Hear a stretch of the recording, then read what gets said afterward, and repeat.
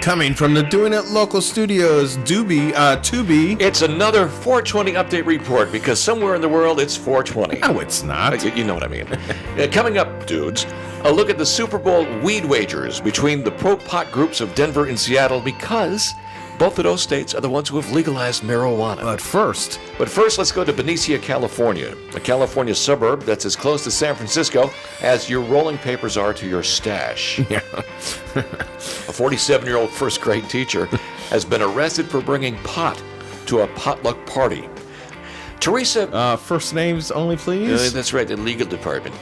Teresa worked for that school district for 18 years. Cops allegedly say. Cops say she brought marijuana-laced food to an after-hours employee party, and a few of those fellow workmates later checked into the hospital experiencing chest pains and other symptoms.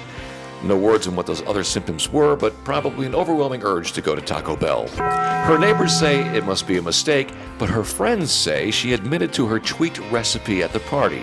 And now Teresa, the kitchen weed magician, has been arrested on 3 counts of poisoning and placed on administrative leave from her job. Dude. What do you got next, Brian? Well, pro-pot preachers are happy as a stoner with mom's picnic basket because they're ready to make a blacklight poster out of this one. It's a statement from President Obama this past week. Let's go to the president. As has been well documented, I have smoked pot as a kid, and I view it as a bad habit and a vice. Not very different from the cigarettes that I smoked as a young person up through a big chunk of my adult life. I don't think it's more dangerous than alcohol, dude. Well, 2 things from the legal department. First of all, he didn't actually say dude, but we thought he probably did, and that wasn't the actual president speaking. But he did say to the Daily News in New York that he didn't think pot was more dangerous than alcohol. And here's a reminder to our friends in states surrounding Colorado, throw the stash out at the border.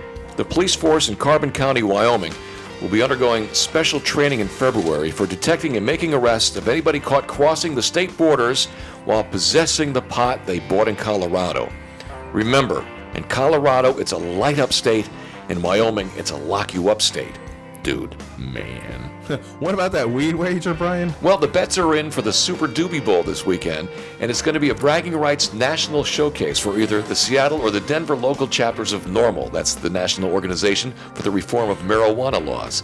The official statement says this: call it Bud Bowl, Weed Bowl, Filla Bowl, Stoner Bowl, or the Super Bowl. The teams from Denver and Seattle are in it to win it, and so are the marijuana consumers. And here's the stakes. What if Denver wins? If Denver wins, the Seattle chapter will dress in Bronco colors and sing Rocky Mountain High by John Denver. Rocky Mountain High, Colorado. And if Seattle wins? If Seattle wins, the Denver chapter of NORML will dress in Seahawks colors and sing a song written by a Seattle native, Jimi Hendrix. The song they'll sing is Purple Haze.